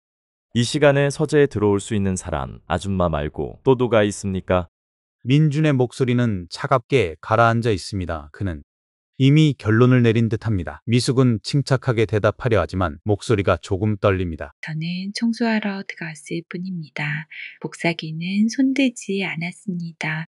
청소, 하필 그 시간에, 그리고 그날 이후로 문건이 유출됐어. 우연치고는 너무 절묘하지 않습니까? 민준이 한 걸음 다가옵니다. 그의 눈빛은 신문하는 형사처럼 매섭습니다. 솔직히 말해요. 누구 사주 받았습니까? 최 이사입니까? 아니면 아줌마 개인적인 원한입니까? 원한이라니요. 저는 그런 거 모릅니다. 먹고 살려고 왔습니다. 다만 미숙은 말을 잇지 못하고 입술을 깨뭅니다. 다만 재단 이름이 너무 익숙했을 뿐입니다. 이 말을 하면 자신의 과거가 드러납니다. 요양원 화재 사건의 생존자이자 목격자라는 사실이 밝혀지면 그녀는 더욱 완벽한 용의자가 될 것입니다. 미숙은 딜레마에 빠집니다. 태준이 휠체어를 돌리며 끼어듭니다. 그만해라. 미숙 씨는 아니야. 태준의 목소리는 힘이 없지만 단호합니다. 민준이 어이없다는 듯 아버지를 쳐다봅니다. 아버지, 지금 상황 파악 안 되십니까? 이사들이 지금 희생양을 찾고 있어요. 누군가는 책임을 져야 한다고요. 증거가 이렇게 명백한데 왜 감싸시는 겁니까? 내가 아니라면 아닌 거야. 내 눈은 못 속여. 저 사람은 그런 짓 할 위인이 못 돼. 태주는 미숙을 믿는 것일까요? 아니면 믿고 싶은 것일까요? 그의 눈빛에는 맹목적인 신뢰가 서려 있습니다. 그것은 아마도 자신을 유일하게 회장이 아닌 사람으로 대해준 미숙에 대한 마지막 예의이자 집착일 것입니다. 민주는 한숨을 내쉬며 머리를 쓸어 넘깁니다. 아버지의 맹목적인 태도가 답답합니다. 좋습니다. 아버지가 그렇게 나오신다면 제가 직접 밝혀내죠. 민주는 미숙을 노려보며 경고합니다. 당분간 외출 금지입니다. 집 밖으로 한 발짝이라도 나가면 혐의 인정하는 걸로 알겠습니다. 민준이 나가버리자 서재에는 태준과 미숙만 남습니다. 정적이 흐릅니다. 미숙은 고개를 숙인 채 서 있습니다. 죄송합니다. 회장님, 저 때문에 곤란해지셔서. 아니야, 내가 자네를 지켜주지 못해. 미안하네. 하지만 걱정 마. 내가 있는 한 자네 건드리지 못해.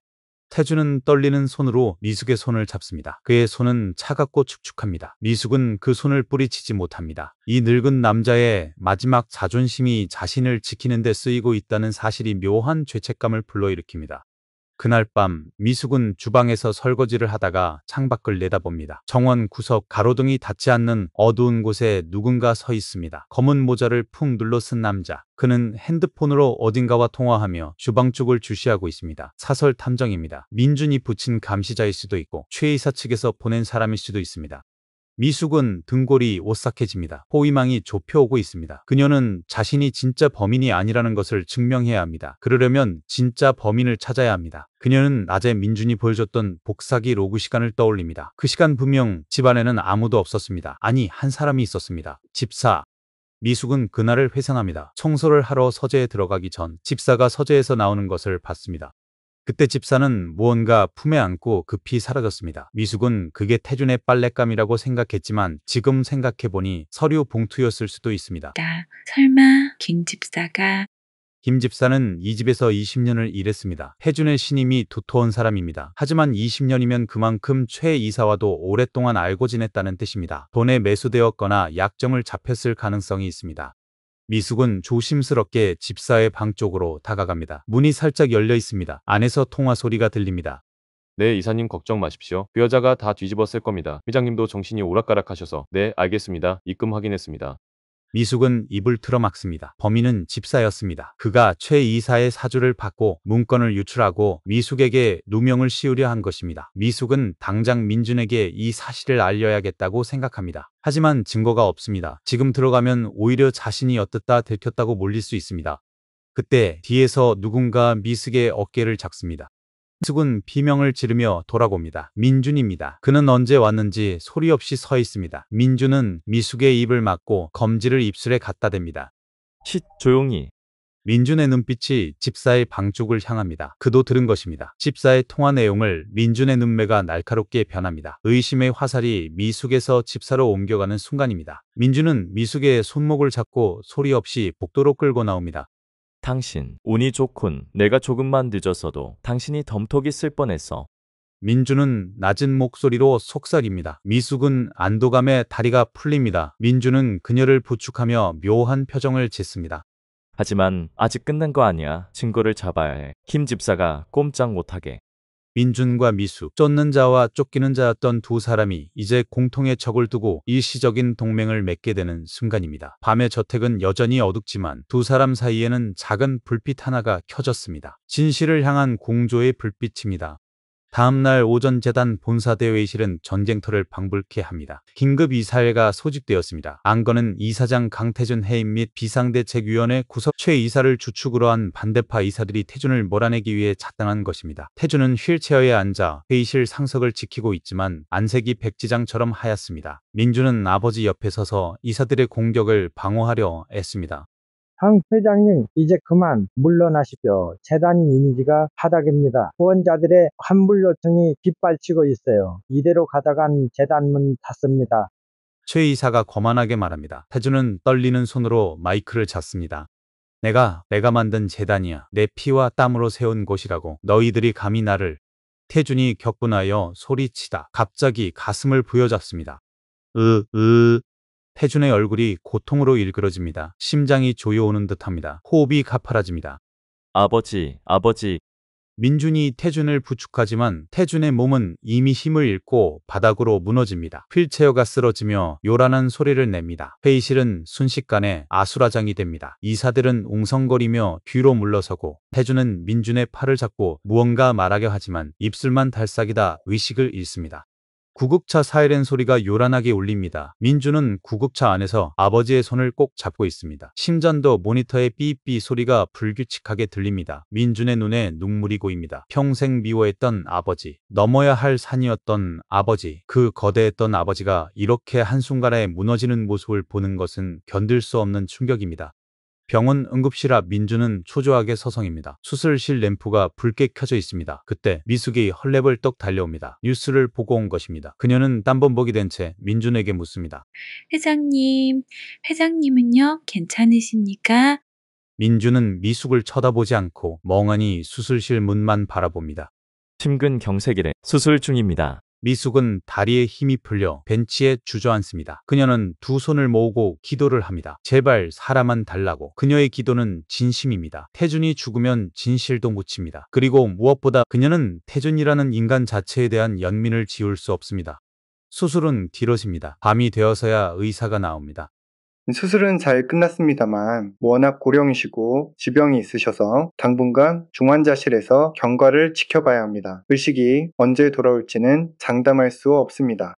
의사의 말은 사형 선고나 다름없습니다. 권력의 공백, 태준이 쓰러진 지금 재단은 모두 공산이 되었습니다. 민준은 병실 유리창 너머로 산소 호흡기를 낀 채 누워있는 태준을 바라봅니다. 태준은 너무나 작고 초라해 보입니다. 민준은 주먹을 꽉 줍니다. 도대체 뭘 숨기고 계셨던 겁니까? 왜 혼자 짊어지려 하셨어요? 민준의 목소리가 떨립니다. 그는 아버지가 미웠지만 아버지가 지키려 했던 것이 무엇인지 알고 싶습니다. 온틈으로 이 모습을 지켜보던 미숙은 조용히 병실 밖으로 나옵니다. 복도 벤치에 앉아 한숨을 내쉽니다. 누군가의 어머니였던 시절, 그녀는 15년 전 요양원에서 자신이 돌보던 환자들을 떠올립니다. 그들도 저렇게 누워 있었고 그녀는 그들의 손을 잡아주었습니다. 그리고 마지막 순간 그들을 지키지 못했습니다. 미숙은 이번만은 다를 것이라 다짐합니다. 태준을 지키는 것이 곧 진실을 지키는 길입니다. 그때 민준의 휴대폰이 울립니다. 최 이사입니다. 강 부사장, 유감일세. 하지만 재단 일은 계속 되어야지. 내일 긴급 이사회 다시 소집하네. 관건은 자네 알지? 이사장 직무대행 선출권이야. 최 이사의 목소리는 뻔뻔하기 그지없습니다. 태준이 쓰러지자마자 권력을 차지하려는 하이에나들의 본색이 드러납니다. 민준은 일을 갑니다. 알겠습니다. 참석하겠습니다. 민준은 전화를 끊고 벽을 주먹으로 칩니다. 쿵, 그는 혼자입니다. 아버지도 없고 믿을 사람도 없습니다. 그때 미숙이 민준에게 다가옵니다. 그녀는 자판기 커피 한 잔을 건넵니다. 따뜻한 거 좀 드세요. 부사장님이 쓰러지시면 회장님은 누가 지킵니까? 민준은 커피를 받아 들고 미숙을 봅니다. 그녀의 눈빛은 흔들림이 없습니다. 어제 집사의 통화를 함께 들었던 그 순간의 연대감이 다시 살아납니다. 민준은 쓴 커피를 한 모금 마십니다. 고마워요. 그리고 부탁 하나 합시다. 민준의 눈빛이 달라집니다. 내일 이사회 내가 참석하는 동안 아버지를 지켜줘요. 최 이사놈들이 여기에 들이닥칠지도 모릅니다. 아버지를 강제로 전원시키거나 이상한 약을 쓸 수도 있어요. 걱정마십시오. 제가 지키겠습니다. 제 목숨을 걸고서라도. 미숙의 대답은 단호합니다. 민준은 고개를 끄덕입니다. 이제 두 사람은 한 배를 탔습니다. 민준은 재단을 지키기 위해 이사회로 가고 미숙은 태준을 지키기 위해 병실에 남습니다. 권력의 공백을 틈타 쏟아지는 공격들. 두 사람은 각자의 전장에서 싸움을 시작합니다. 태준이 깨어날 때까지 이 위태로운 성을 지켜내야 합니다. 태준이 쓰러진 뒤 며칠이 지났습니다. 민준은 병원과 재단을 오가며 살얼음판을 걷고 있습니다. 최 이사 측은 민준을 배제한 채 직무대행 체제를 굳히고 언론 플레이를 통해 태준과 민준을 비리, 부잡 몰아가고 있습니다. 민준은 반격의 카드가 절실합니다. 그때 민준의 개인 이메일로 익명의 제보가 도착합니다. 발신인은 트루스, 제목은 문건 유출 로그 원본. 민준은 떨리는 손으로 첨부 파일을 엽니다. 파일에는 문건이 유출된 정확한 시간과 IP 주소, 그리고 접속자 아이디가 찍혀 있습니다. 접속자 아이디는 KIMHS 재단 법무팀장 김현수입니다. 그리고 접속 IP는 재단 본사가 아닌 김현수의 개인 오피스텔입니다. 김현수 내 놈이었어? 민준은 치를 떱니다. 김현수는 태준이 가장 아끼던 후배이자 민준에게는 형 같은 존재였습니다. 그가 배신을 했다니 민준은 당장 그를 잡아야 합니다. 하지만 성급하게 움직이면 안 됩니다. 확실한 물증이 더 필요합니다. 민준은 김현수를 늦은 밤 회사로 호출합니다. 팀장님, 긴급하게 처리할 서류가 있습니다. 지금 사무실로 좀 와주셔야겠습니다. 민준의 목소리는 평소와 다름없습니다. 김현수는 아무 의심 없이 사무실에 나타납니다. 민준은 그를 회의실에 앉히고 커피 한 잔을 건넵니다. 요즘 많이 힘드시죠? 아버지 일 때문에 팀장님도 고생이 많으십니다. 아닙니다, 부사장님. 제가 더 잘 보필했어야 했는데 김현수는 뻔뻔하게 연기를 합니다. 민준은 쓴웃음을 지으며 노트북 화면을 김현수 쪽으로 돌립니다. 화면에는 김현수의 오피스텔 IP 로고가 떠 있습니다. 이거 설명해 주시죠. 팀장님 댁 IP에서 우리 재단 기밀 문건이 대량으로 다운로드 됐더군요. 그것도 언론에 유출된 바로 그날 새벽에. 김현수의 얼굴이 사색이 됩니다. 커피잔을 든 손이 덜덜 떨립니다. 그게 무슨 오해입니다. 해킹당한 겁니다. 해킹범이 굳이 팀장님 아이디로 로그인해서 팀장님 집 IP를 남깁니까? 그리고 여기 최 이사와 통화한 녹취록도 있는데 들려드릴까요? 민준은 휴대폰을 꺼내드는 신용을 합니다. 사실 녹취록은 없습니다. 블러핑입니다. 하지만 김현수는 이미 멘탈이 붕괴되었습니다. 그는 털썩 주저앉으며 빕니다. 부사장님, 살려주십시오. 최 이사가 시키는 대로 안 하면 제 가족을 가만두지 않겠다고 협박했습니다. 저도 어쩔 수 없었습니다. 민준은 김현수의 멱살을 잡고 일으킵니다. 어쩔 수 없었다고. 당신 하나 살자고 우리 아버지를 죽여. 당장 사실대로 자백 썼어. 그리고 최 이사 비리 자료 당신이 갖고 있는 거 다 내놔. 안 그러면 당신이 독박 쓰고 감옥 가는 거야. 김현수는 울면서 고개를 끄덕입니다. 민준은 그 자리에서 자백서와 USB를 확보합니다. 판을 뒤집을 결정적 카드가 손에 들어왔습니다. 같은 시각 미숙은 병원에서 교대 근무를 마치고 집으로 돌아가는 길입니다. 그런데 뒤에서 누군가 따라오는 인기척이 느껴집니다. 며칠 전 정원에서 봤던 그 사설 탐정입니다. 미숙은 걸음을 재촉해 골목길로 들어섭니다. 탐정도 따라 들어옵니다. 미숙은 막다른 골목에 다다르자 멈춰섭니다. 그리고 천천히 뒤를 돕니다. 탐정은 모자를 푹 눌러쓰고 주머니에 손을 넣은 채 다가옵니다. 아줌마, 눈치 빠르네. 얘기 좀 합시다. 최 이사님이 아줌마한테 제안할 게 있으시답니다. 탐정은 봉투 하나를 꺼냅니다. 돈 봉투입니다. 이거 받고 조용히 사라지세요. 그리고 경찰 조사받으면 회장님이 시켰다고만 진술하면 됩니다. 그럼 남은 인생 편하게 살게 해주신답니다. 회유와 협박. 미숙은 코웃음을 칩니다. 제가 돈 몇 푼에 팔릴 사람으로 보입니까? 에이, 그러지 말고 받으시죠. 아줌마 과거 다 알고 왔는데 요양원 하재 때 도망친 거 세상에 알려지면 곤란하잖아요. 탐정이 미숙의 약점을 건드립니다. 미숙의 눈빛이 싸늘하게 변합니다. 그녀는 더 이상 15년 전의 도망자가 아닙니다. 그녀는 탐정에게 다가가 봉투를 낚아챕니다. 그래요? 그럼 이것도 가져가서 전하세요.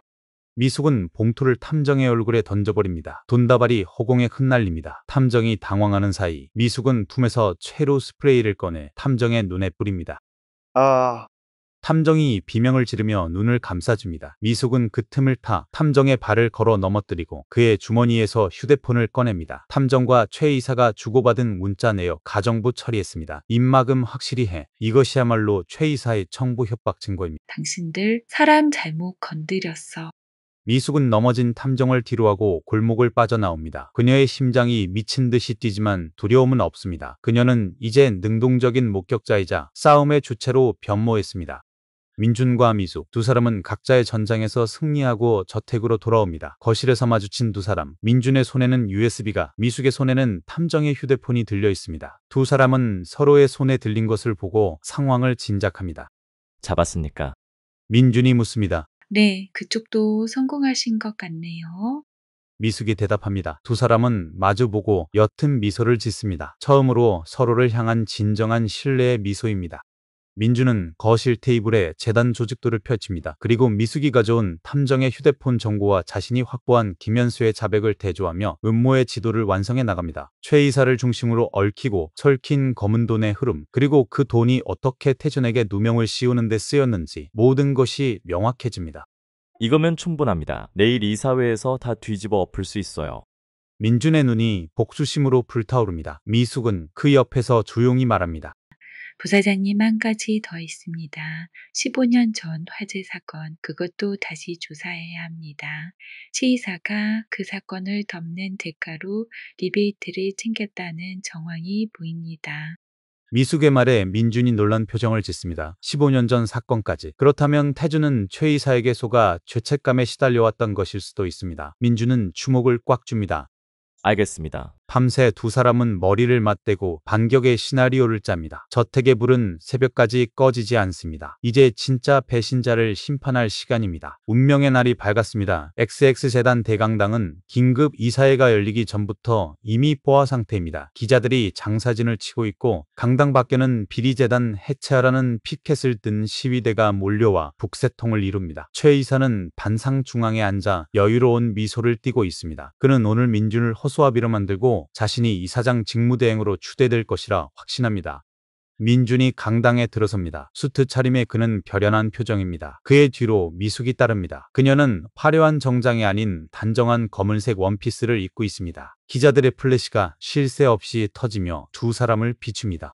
당민준 부사장님, 부친의 비리 혐의 인정하십니까? 뒤에 계신 분은 누구입니까? 내부 고발자입니까? 기자들의 질문 공세에도 민준은 묵묵부답으로 단상에 오릅니다. 최 이사가 비웃으며 마이크를 잡습니다.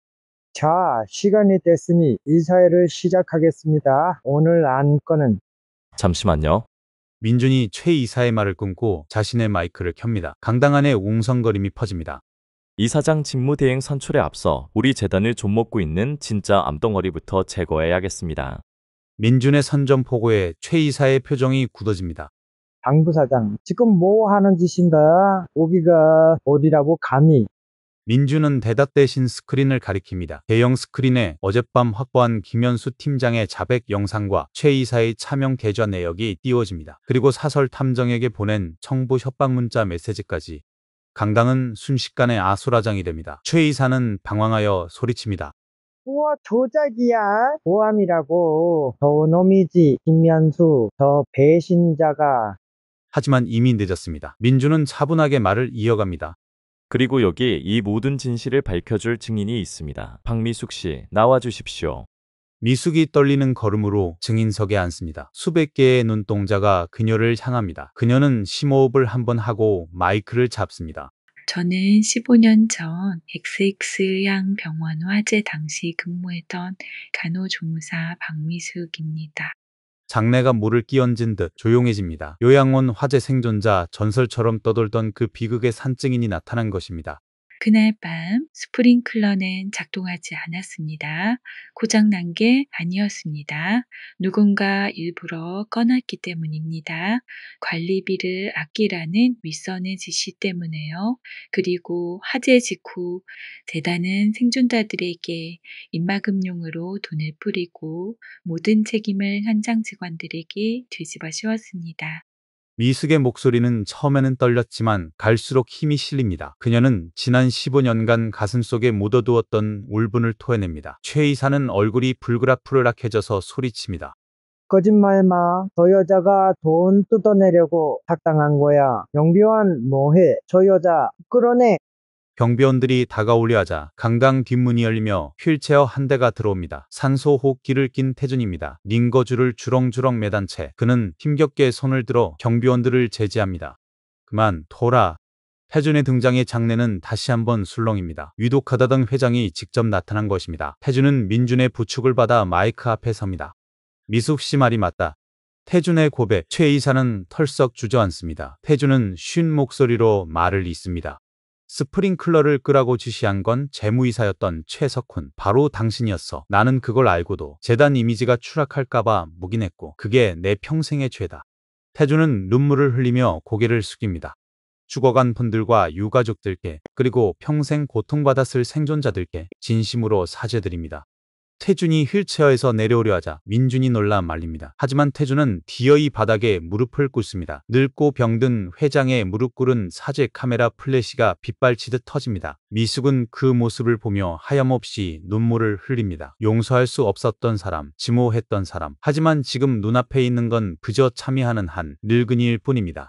최 이사는 그 틈을 타 도망치려 하지만 이미 출동한 경찰들에게 체포됩니다.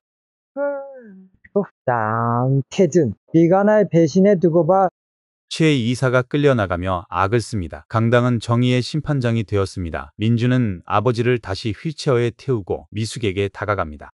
고맙습니다. 용기 내줘서. 미숙은 눈물을 닦으며 민준을 봅니다. 아닙니다. 부사장님이 아니었으면 못했을 겁니다. 세 사람은 나란히 강당을 빠져나옵니다. 밖에는 봄비가 내리고 있습니다. 15년 묵은 먼지를 씻어내는 비입니다. 태주는 빗속에서 하늘을 올려다봅니다. 이제야 숨이 좀 쉬어지는구먼. 태준의 얼굴에는 핏기가 없지만 표정은 그 어느 때보다 평온해 보입니다. 민주는 우산을 펴 아버지와 미숙에게 씌워줍니다. 세 사람의 그림자가 빗물에 젖은 바닥에 길게 드리워집니다. 비록 재단은 큰 타격을 입었고 태준은 법적 처벌을 피할 수 없겠지만 그들은 가장 중요한 것을 지켜냈습니다. 바로 진실과 서로에 대한 믿음입니다. 하지만 시련은 아직 끝나지 않았습니다. 무너진 재단을 다시 세우고 흩어진 사람들의 마음을 모으는 일. 그리고 무엇보다 태준의 남은 시간이 그리 길지 않다는 사실이 그들 앞에 놓인 또 다른 과제입니다. 공개 사과와 최 이사의 구속 이후 재단은 쑥대밭이 되었습니다. 이사진 절반이 사퇴하거나 수사 대상에 올랐고 재단 계좌는 동결되었습니다. 저택으로 돌아온 세 사람은 승리의 기쁨보다는 텅 빈 공허함에 직면합니다. 태주는 무리한 탓에 병세가 급격히 악화되어 침대에 누워만 있습니다. 산소호흡기에 의지한 채 간신히 숨을 이어가는 그의 모습은 앙상한 고목 같습니다. 미숙은 밤낮으로 그의 곁을 지킵니다. 약을 먹이고 땀을 닦아주고 욕창이 생기지 않도록 몸을 뒤집어줍니다. 미숙 씨, 그만해. 나 같은 죄인한테 이런 정성 쏟을 필요 없어. 태준이 가쁜 숨을 몰아쉬며 말립니다. 미숙은 젖은 수건으로 그의 이마를 닦으며 담담하게 대답합니다. 환자를 돌보는 것뿐입니다. 그녀의 손길에는 원망도 애정도 섞여 있지 않은 순수한 돌봄의 온기가 있습니다. 태주는 그런 미숙을 보며 눈시울을 붉힙니다. 돈으로도 권력으로도 살 수 없었던 사람의 온기. 그는 생애 끝자락에서야 그것을 느낍니다. 거실에서는 민준이 짐을 싸고 있습니다. 값비싼 그림과 도자기들이 압류 딱지가 붙은 채 덩그러니 놓여 있습니다. 민준은 자신의 짐을 최소한으로 챙깁니다. 그는 이제 더 이상 강부 사장이 아닙니다. 아버지의 빚과 재단의 부실을 떠안은 파산 직전의 상속자일 뿐입니다. 민준은 짐 가방을 들고 태준의 방으로 들어옵니다. 아버지, 법률 대리인과 이야기 끝냈습니다. 저택은 경매로 넘어갈 겁니다. 당분간은 병원 근처 작은 오피스텔로 옮기셔야 할 것 같습니다. 민준의 목소리는 차분합니다. 예전의 날 선태도는 온데간데 없습니다. 태준은 힘겹게 고개를 끄덕입니다. 그래, 다 내 업보다 너한테 짐만 남겨줘서 미안하다. 짐이 아니라 숙제라고 생각하겠습니다. 다시 처음부터 시작하면 되니까요. 민주는 아버지의 손을 잡습니다. 처음으로 맞잡은 부자의 손은 따뜻합니다. 그때 미숙이 조용히 짐을 싼 가방을 들고 방 한구석에 서 있습니다. 그녀도 떠날 준비를 마친 것입니다. 그녀의 임무는 끝났습니다. 진실은 밝혀졌고 태주는 죗값을 치르게 될 것입니다. 그녀가 더 이상 이 집에 머물 명분은 없습니다. 회장님, 부사장님, 저는 이만 가보겠습니다. 그동안 감사했습니다. 미숙이 고개를 숙입니다. 태준과 민준의 시선이 동시에 그녀에게 향합니다. 태준은 잡고 싶지만 잡을 자격이 없다는 듯 입술을 깨뭅니다. 민준이 미숙에게 다가갑니다. 어디로 가실 겁니까? 글쎄요, 다시 식당 일을 달아보거나 시골로 내려갈까 합니다. 퇴직금 넉넉히 못 드려서 죄송합니다. 지금 제 사정이. 민준이 봉투 하나를 냅니다. 두껍지 않은 봉투입니다. 아닙니다. 받을 자격 없습니다. 저도 회장님 속이고 이 집에 들어왔으니까요. 미숙은 봉투를 정중히 거절합니다. 그리고 뒤돌아섭니다. 그녀의 발걸음은 무겁습니다. 복수는 끝났지만 마음 한구석이 뻥 뚫린 것 같습니다. 이 집에서 보낸 짧은 시간 동안 그녀는 미우나 고우나 이 가족과 정이 틀어버린 것입니다. 그녀가 방문을 나서는 순간 태준이 쥐어짜듯 소리칩니다. 미숙 씨, 가지마. 미숙이 멈칫합니다. 태준은 침대에서 몸을 일으키려다 고꾸라집니다. 아버지. 민준이 달려가 태준을 부축합니다. 태준은 거친 숨을 몰아쉬며 미숙을 향해 손을 뻗습니다. 나 무서워. 자네 없으면 나 혼자 어떻게 죽어. 죽음 앞에서의 원초적인 공포, 그리고 사랑하는 사람을 잃고 싶지 않은 절박함. 태준의 어린아이 같은 호소에 미숙의 눈에서 눈물이 터집니다. 그녀는 가방을 내려놓고 다시 태준에게 달려갑니다. 미숙은 태준을 끌어했습니다. 앙상한 뼈만 남은 그의 등이 미숙의 품 안에서 흐느낍니다. 안 갑니다. 아무데도 안 갑니다. 회장님 곁에 있을게요. 마지막까지. 의 약속. 그것은 고용계약이 아닌 인간 대 인간의 약속입니다. 민주는 두 사람을 보며 조용히 눈물을 훔칩니다. 무너진 저택, 사라진 재산. 하지만 그 폐허 위에서 피어난 것은 가족이라는 이름의 새로운 꽃이었습니다. 그날 저녁 세 사람은 짐 정리를 하다 말고 거실에 둘러앉아 배달 음식을 시켜 먹습니다. 자장면 세 그릇, 화려한 코스 요리만 먹던 식탁에 검은 자장면이 놓인 풍경은 낯설지만 정겹습니다. 맛있네요. 이런 거 처음 먹어봅니다. 태준이 입가에 춘장을 묻히며 웃습니다. 민준이 휴지로 닦아줍니다. 앞으로 자주 드시게 될 겁니다. 돈 아껴야 하거든요. 민준의 농담에 미숙도 웃음을 터뜨립니다. 제가 더 맛있게 해드릴 수 있습니다. 세 사람의 웃음소리가 텅 빈 저택을 채웁니다. 밖에는 비가 그치고 맑은 달이 떠올랐습니다. 내일이면 이 집을 비워줘야 하지만 그들의 마음은 더 이상 춥지 않습니다. 서로의 온기가 있으니까요.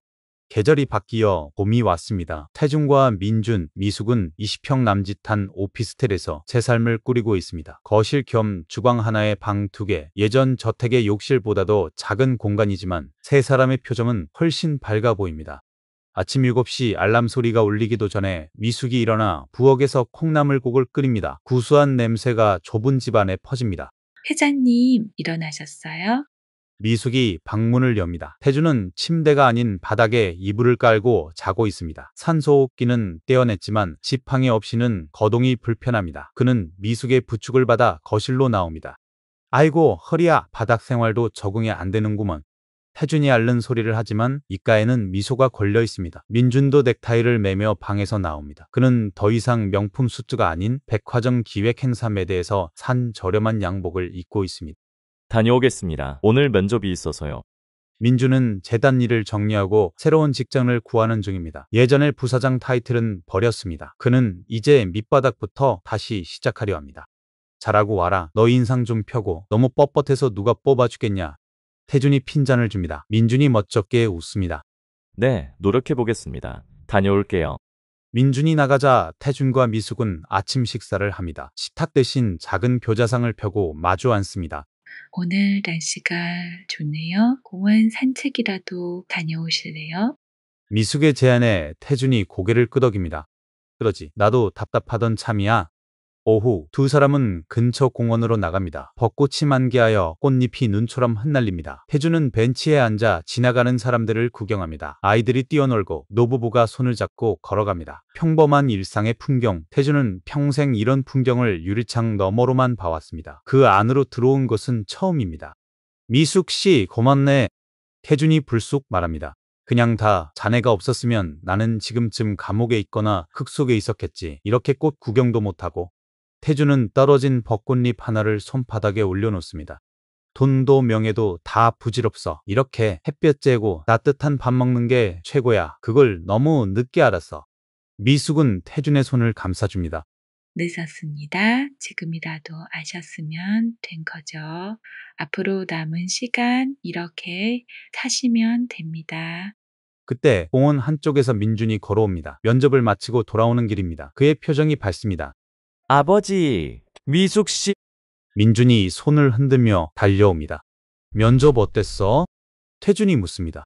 합격했습니다. 작은 중소기업 기획팀인데 다음 주부터 출근하래요. 정말 잘 됐다, 잘 됐어. 미숙이 박수를 칩니다. 태준도 흐뭇하게 웃습니다. 그래, 고생했다. 오늘 저녁은 고기라도 구워야겠구나. 세 사람은 벚꽃나무 아래 나란히 앉습니다. 바람이 불어 꽃비가 내립니다. 민준은 휴대폰을 꺼내 셋의 사진을 찍습니다. 자, 김치. 아이고, 늙은이 주름 다 나온다. 태준이 투덜대지만 카메라를 피하지 않습니다. 찰칵. 사진 속 세 사람은 활짝 웃고 있습니다. 귓줄로 이어진 가족은 아니지만 상처와 치유로 맺어진 진짜 가족의 모습입니다. 그날 밤 좁은 거실에서 삼겹살 파티가 벌어집니다. 연기가 자욱하지만 아무도 창문을 열 생각을 안 합니다. 이 냄새마저 행복하니까요. 건배. 소주잔 3개가 부딪힙니다. 쨍그랑 소리가 경쾌합니다. 이하여. 무엇을 위한 건배인지는 말하지 않아도 압니다. 새로운 시작 그리고 서로를 위하여. 태준은 술 한 잔에 얼굴이 불그레해져서 말합니다. 내가 죽기 전에 꼭 해야 할 일이 있어. 뭔데요? 민준이 쌈을 싸며 묻습니다. 재단 다시 세울 거야. 아니, 거창한 재단 말고 그냥 동네 노인정 같은 거라도 내 남은 재산 탈탈 털고 안 되면 내 몸이라도 써서 봉사할 거야. 그게 내 마지막 속죄야. 태준의 눈빛이 진지합니다. 민준과 미숙은 서로를 쳐다보고 고개를 끄덕입니다. 저도 돕겠습니다. 주말마다 가서 청소라도 할게요. 민준이 말합니다. 저도요, 밥은 제가 제일 잘하니까 식사 단번은 제 겁니다. 미숙이 거듭니다. 세 사람의 웃음소리가 밤늦도록 이어집니다. 화려했던 저택은 사라졌지만 그들의 마음속에는 더 튼튼하고 따뜻한 집이 지어졌습니다. 폭풍우가 지나간 자리에 희망이라는 이름의 새싹이 파릇파릇 돋아나고 있습니다. 그들은 이제 압니다. 행복은 소유하는 것이 아니라 함께 나누는 것임을. 센터 안은 분주합니다. 미숙은 주방에서 대형 곡솥을 젓고 있습니다. 앞치마를 두른 그녀의 얼굴에는 생기가 넘칩니다. 어르신들, 조금만 기다리세요. 아이고, 방여제 솜씨는 언제 먹어도 꿀맛이야. 홀에 앉은 할머니들이 웃으며 화답합니다. 홀 한쪽에서는 태준이 돋보기를 쓰고 서류를 보고 있습니다. 센터장 강태준이라는 명패가 책상 위에 놓여 있습니다. 그는 예전의 권위적인 회장이 아닙니다. 낡은 카디건을 걸친 마음씨 좋은 할아버지 같습니다. 김할아버지, 이번 달 약값 지원 신청서 여기 도장 찍으시면 돼요. 제가 구청 가서 접수할게요. 태준은 한 글자 한 글자 꼼꼼히 설명해 줍니다. 그의 손은 여전히 조금 떨리지만 잡은 펜에는 힘이 들어가 있습니다. 점심시간이 되자 민준이 헐레벌떡 들어옵니다. 그는 회사 점심시간을 쪼개 이곳으로 달려왔습니다. 넥타이를 풀어 헤치고 소매를 걷어붙입니다. 죄송해요. 늦었죠. 배식 제가 할게요. 민준은 능숙하게 밥을 풉니다. 예전에 국이 짜다며 투정 부리던 까칠한 도련님의 모습은 온데간데 없습니다. 그는 할머니들에게 살갑게 말을 겁니다. 박할머니, 허리 좀 어떠세요? 저번에 사드린 파스 효과 좀 있어요. 아이고, 우리 민준 총각 덕분에 다 나았어. 얼른 장가 나가. 민준은 넉살 좋게 웃어넘깁니다. 식사가 끝나고 나른한 오후, 세 사람은 센터 앞마당 벤치에 나란히 앉아 자판기 커피를 마십니다. 가을 햇살이 따사롭게 내리답니다. 오늘따라 사람이 많네요. 힘들지 않으세요, 회장님? 미숙이 묻습니다. 태준은 고개를 젓습니다. 힘들긴 오히려 힘이 나. 내 평생 이렇게 보람찬 일은 처음이야. 진작 이렇게 살 걸 그랬어. 태준은 센터 강판을 올려다봅니다. 다시 봄. 이름 참 잘 지었어. 내 인생에도 다시 봄이 올 줄이야. 아버지, 봄은 아직 멀었어요. 이제 가을인데요. 민준이 농담을 던집니다. 이 녀석이 감성이라고는 없기는. 마음이 봄이라는 거지, 마음이. 태준이 껄껄 웃습니다. 미숙도 따라 웃습니다. 세 사람의 웃음소리가 가을바람을 타고 멀리 퍼져나갑니다. 그때 우편 배달부가 다가와 등기 하나를 건넵니다. 법원에서 온 서류입니다. 민준이 봉투를 뜯어 내용을 확인합니다. 아버지 사회봉사 명령 나왔어요. 태준은 덤덤하게 고개를 끄덕입니다. 그래, 달게 받아야지. 태준은 미숙을 바라봅니다. 미숙씨, 자네 덕분이야. 자네가 날 멈춰 세워주지 않았으면 난 정말 괴물로 죽었을 거야. 회장님이 용기 내신 겁니다. 저는 그저 옆에 있었을 뿐이고요. 미숙의 눈가가 촉촉해집니다. 자자, 분위기 처진다. 우리 일하러 가야죠. 오후 프로그램 준비해야 해요. 민준이 박수를 치며 분위기를 바꿉니다. 그래, 가자. 오늘 노래 교실이지. 내 18번. 내 나이가 어때서 한번 뽑아봐야겠네. 태준이 지팡이를 짚고 힘차게 일어납니다. 미숙과 민준이 양옆에서 그를 부축합니다. 세 사람의 뒷모습이 카메라 앵글에 잡힙니다. 서로를 지탱하며 걸어가는 그들의 발걸음은 느리지만 단단합니다. 화면이 서서히 멀어지며 센터 창문에 비친 세 사람의 모습과 파란 가을 하늘이 오버랩됩니다.